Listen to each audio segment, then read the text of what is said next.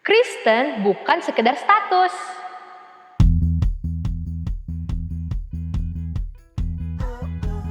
Paulus itu ngenasihatin jemaat bahwa percaya itu belum cukup. Bahwa pelajaran yang dibawakan oleh Rasul Paulus sendiri adalah tentang kabar baik bagi mereka. Betul bahwa ada satu pertumbuhan bagi orang Tesalonika pada saat itu yang awalnya mereka nggak peduli jadi yang peduli, gitu ya. Ada perubahan dalam keimanan mereka. Semua orang punya pengalaman yang sama kok. Kadang-kadang pengalaman kerohaniannya di bawah gitu. Tapi gimana caranya bisa beranjak untuk dapat konsisten di iman yang bertumbuh, yaitu harus pengenalan akan Tuhannya lebih dekat lagi. Begitu untuk sedikit. Betul. Betul.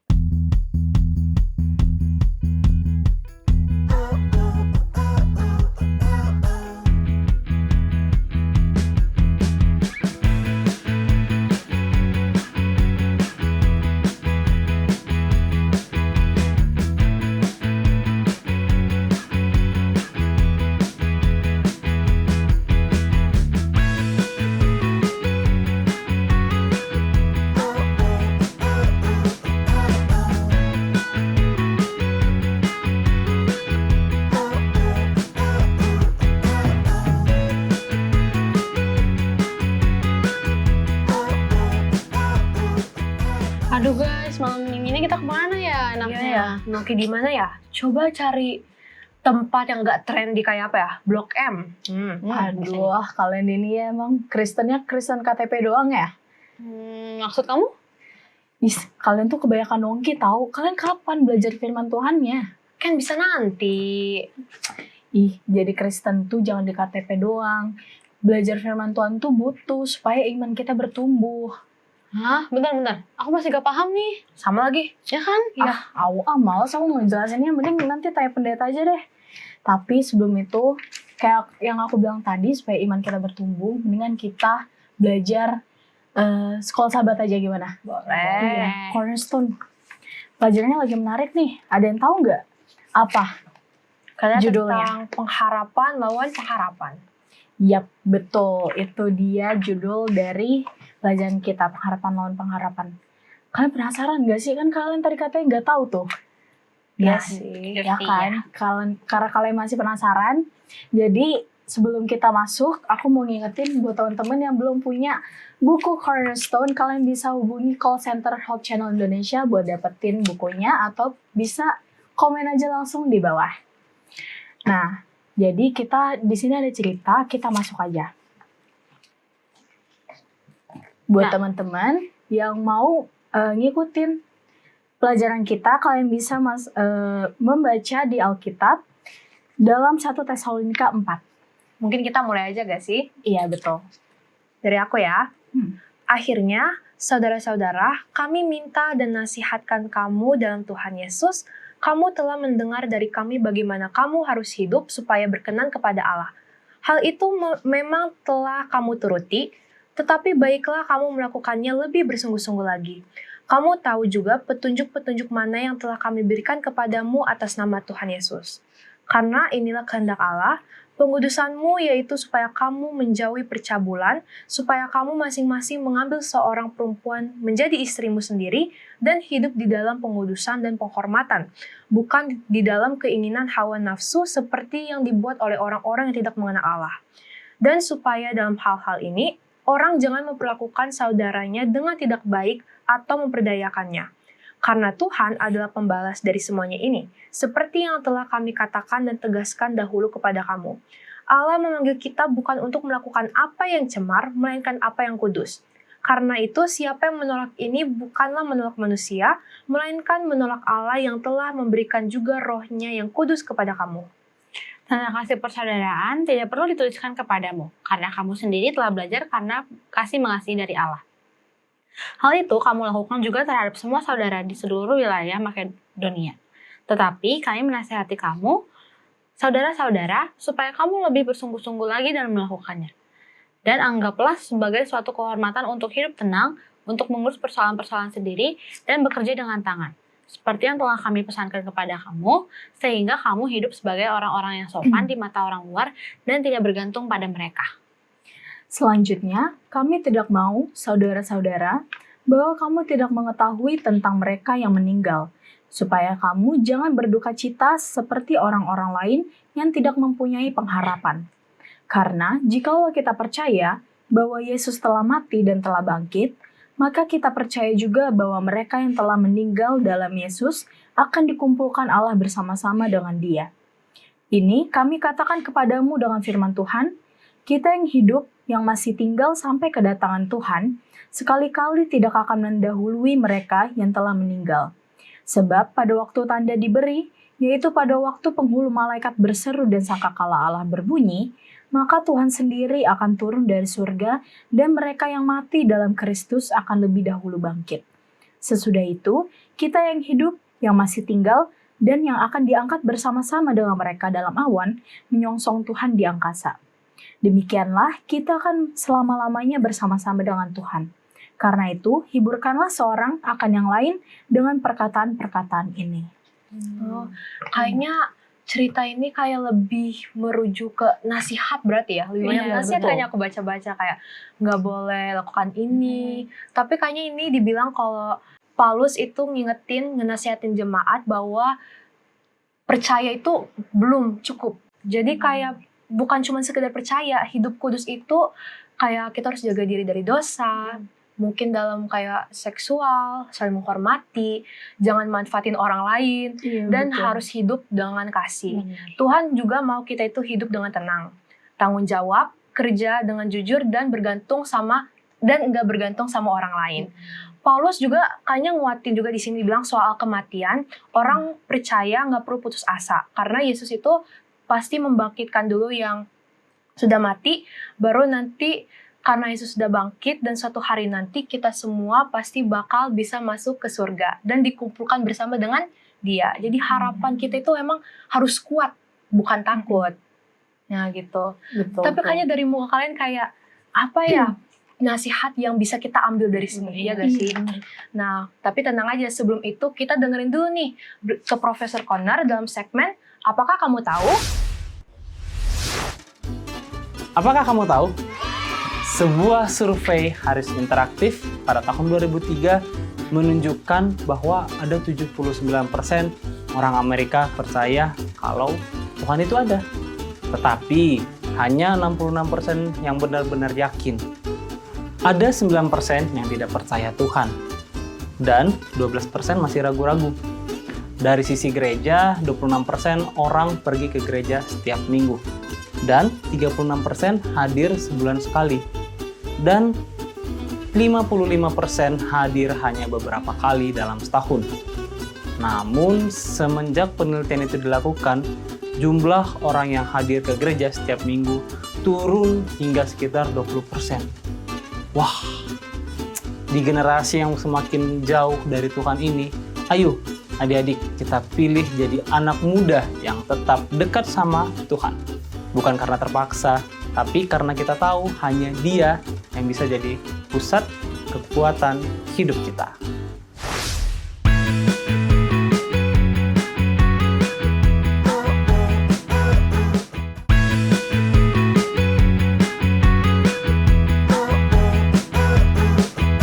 Kembali lagi di Cornerstone Connection. Program ini hadir untuk membantu kamu belajar Alkitab lebih dalam lagi. Nah, teman-teman, sekarang kita udah kedatangan pendeta Andreas Tambunan. Shalom pendeta.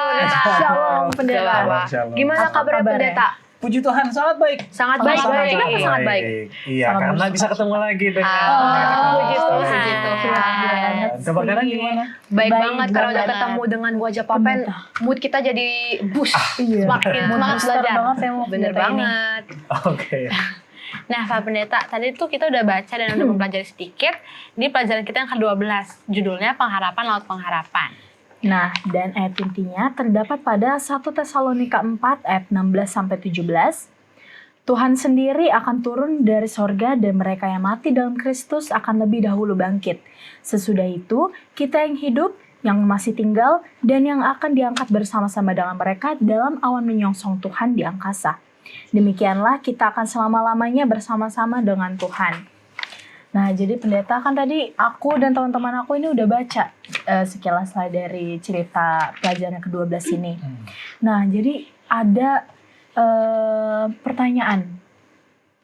Jadi bagaimana Paulus menekankan kepada orang-orang di Tesalonika bagaimana cara untuk menumbuhkan iman mereka.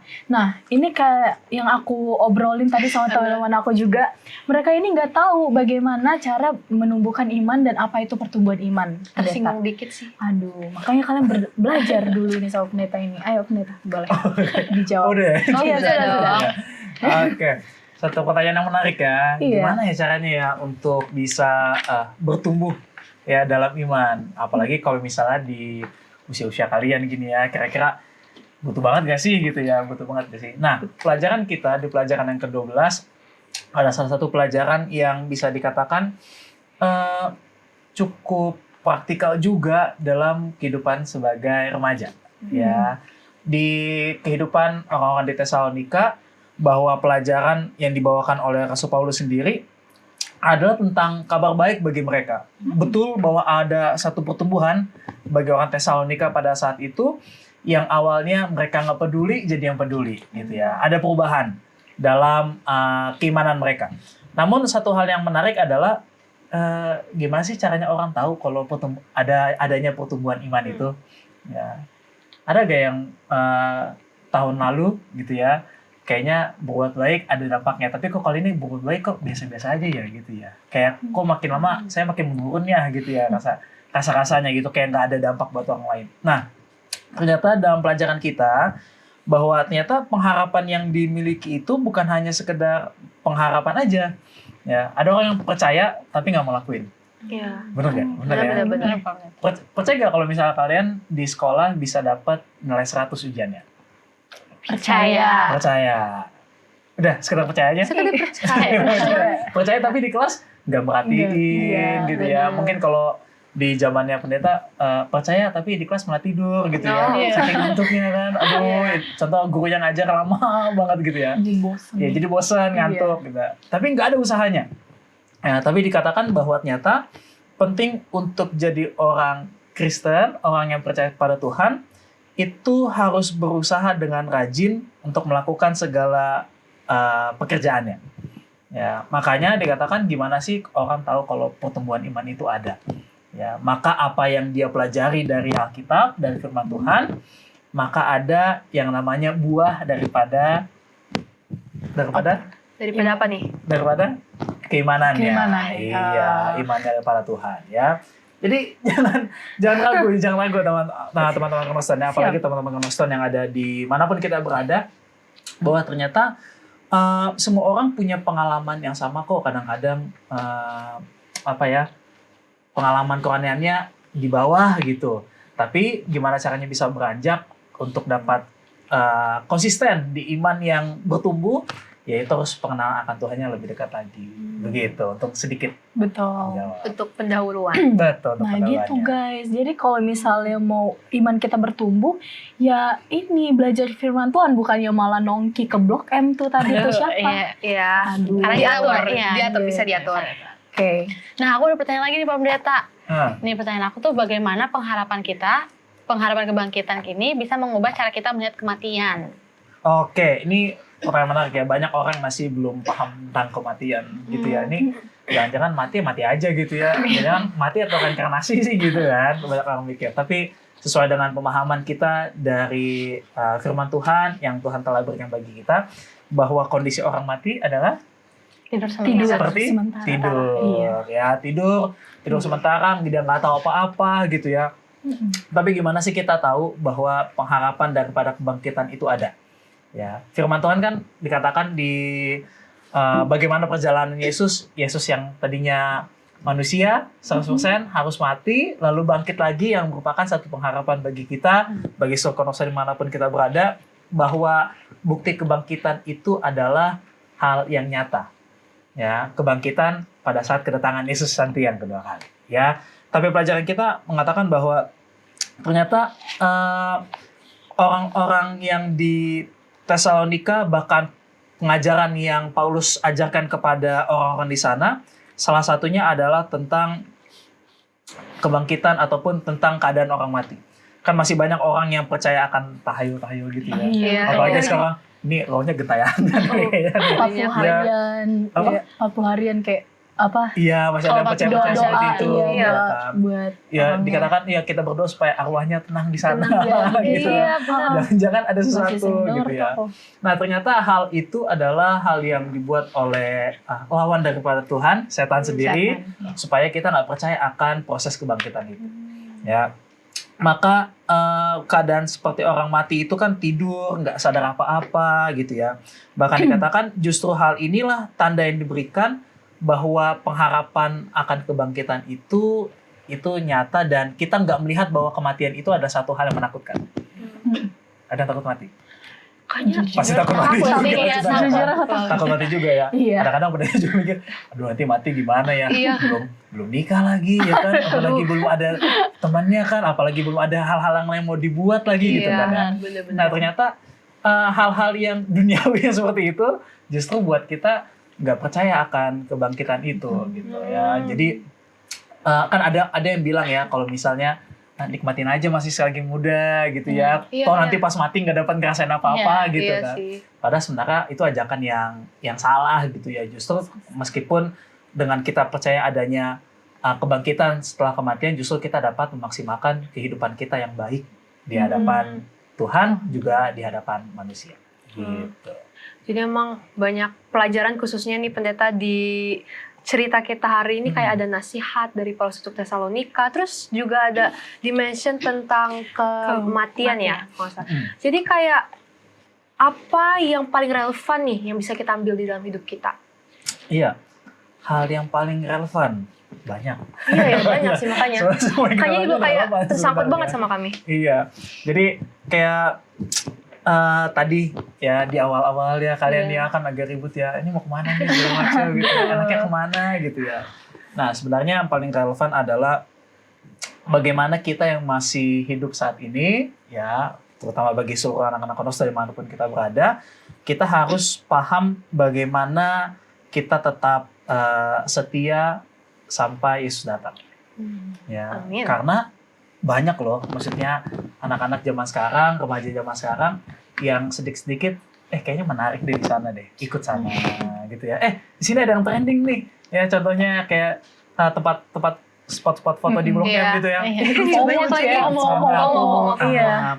Bang ikut FOMO sana sini gitu ya, dan akhirnya melupakan apa yang menjadi tujuan sebenarnya.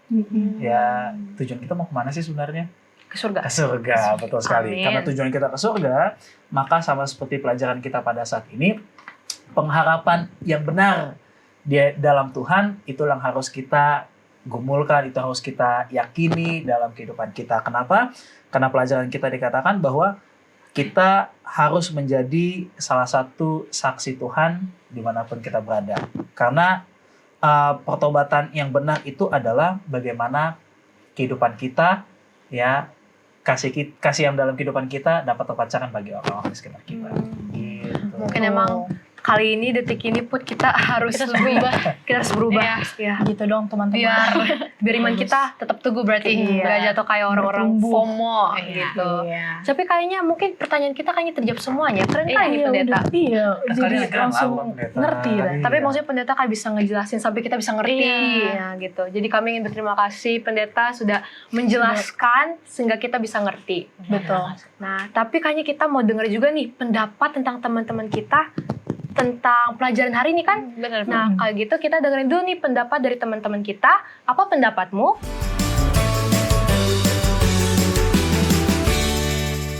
Saya Jessica Abigail, saya kelas 10-1, saya sekolah di Perguruan Advent Salemba.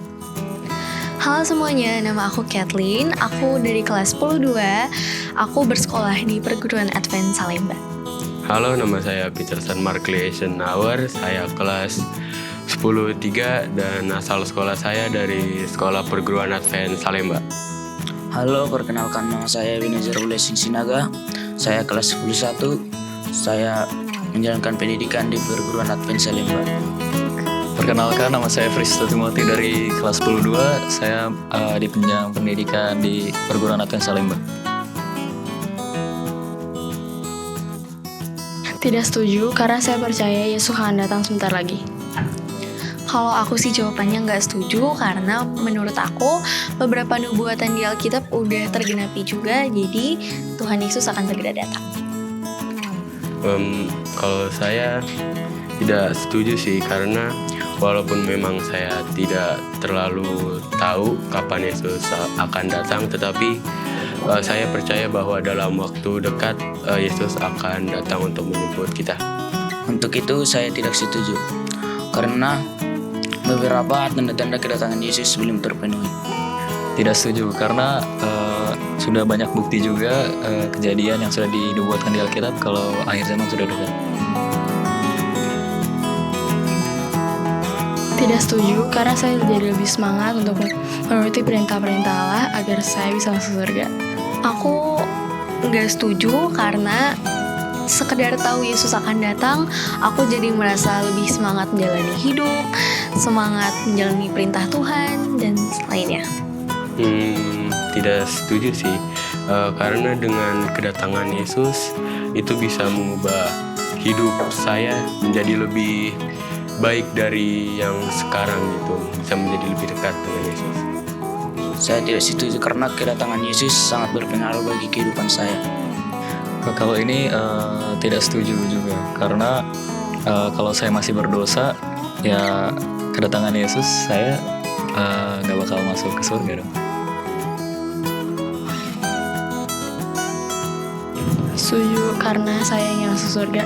Kalau ini aku setuju karena dengan aku mengimani Yesus akan datang, aku jadi lebih berhati-hati dalam memilih apa yang akan aku lakuin.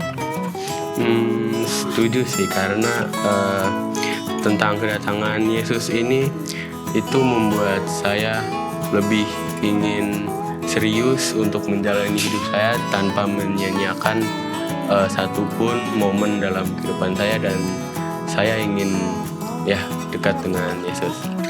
Saya setuju karena mendengar kedatangan Yesus itu membuat saya untuk mendalami iman saya lebih teguh kepada Tuhan. Setuju, karena kalau Yesus sudah mau datang, saya pasti harus terus lebih dekat kepada Tuhan, berbuat baik dan benar. Setuju karena saya akan percaya saya akan bertemu dengan Yesus nantinya. Setuju karena Yesus yang bilang sendiri bahwa kematian itu hanya tidur sementara dan kita akan bertemu orang-orang yang percaya nanti saat kita dibangkitkan. Kalau ini saya setuju karena dalam kematian kita akan, dan kalau kita masuk ke surga, kita akan bertemu dengan orang-orang yang percaya kepada Tuhan. Ya kita juga bisa bertemu dengan mereka gitu kalau kita percaya kepada Tuhan. Saya setuju tentang hal itu karena kedatangan Yesus akan mempersatukan semua umat-umatnya yang ada di dunia. Setuju, tapi dengan syarat juga saya sendiri harus berbuat yang baik dan benar supaya bisa ikut masuk ke dalam surga dan bertemu mereka.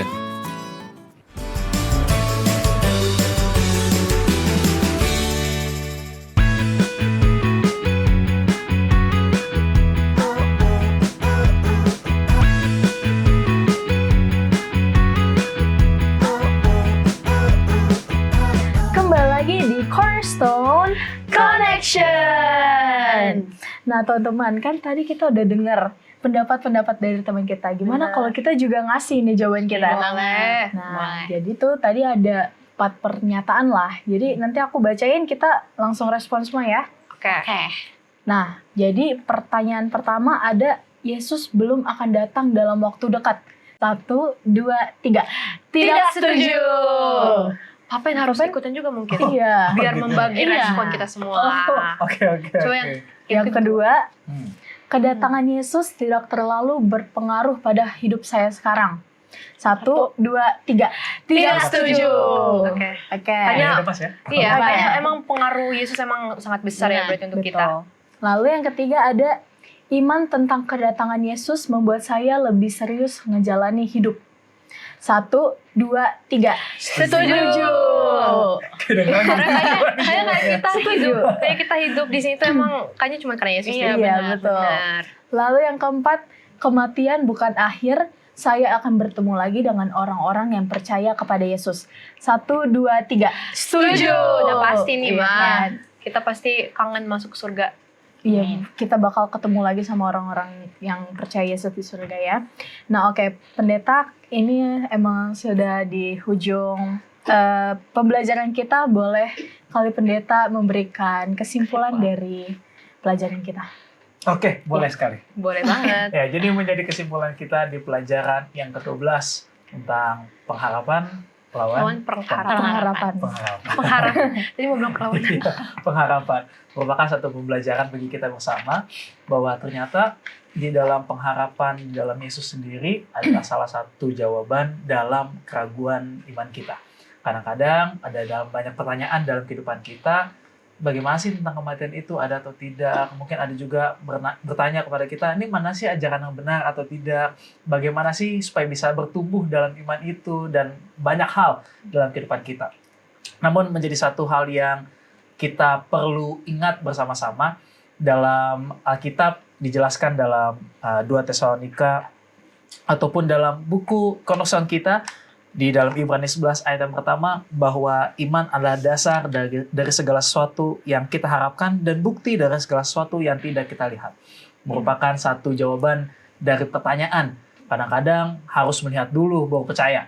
Tapi bagaimana kita bisa yakini itu semua? Yaitu dengan beriman di dalam Kristus. Kalau kita yakin dan percaya bahwa Yesus akan datang segera, maka harus kita lakukan apa yang menjadi tugas tanggung jawab yang diberikan kepada kita. Jadi jangan kita biarin aja, jangan kita anggurin apa yang menjadi tanggung jawab kita. Karena ingat, Yesus datang untuk menjemput setiap umat-umat yang percaya kepadanya. Amin. Semoga kita bisa menjadi orang yang percaya Benar. itu ya. Berarti. Nah, mungkin untuk mengaminkan pendeta bisa bawakan dalam doa. Oke, boleh kita tunduk kepala, kita bersatu dalam doa. Tuhan Allah, Bapa kami yang bertata dalam kerajaan surga, terpujilah nama Tuhan. Bahkan di kesempatan pada saat ini bersama-sama dengan seluruh anak-anak Cornerstone, baik yang ada di studio maupun dimanapun kami berada. Kami telah mempelajari dari pelajaran yang ke-12, bagaimana pengharapan yang Kau berikan bagi kami, bahkan kami pelajari pada saat ini, dapat menjadi pengharapan yang dapat bertumbuh dalam pertumbuhan iman kami dalam Tuhan. Ajarlah kami Bapa untuk tetap setia, bahkan melihat bagaimana kuasa Tuhan hadir dalam kehidupan kami, sehingga kami pun juga anak-anak Cornerstone dapat melakukan segala tanggung jawab yang Tuhan telah berikan bagi kami. Terima kasih banyak ya Allah Bapa, karena kami alaskan doa ini dalam nama Tuhan Yesus kami berdoa. Amin. Amin. Sampai ketemu teman-teman yang selalu setia mencari dan belajar firman Tuhan melalui Cornerstone Connection.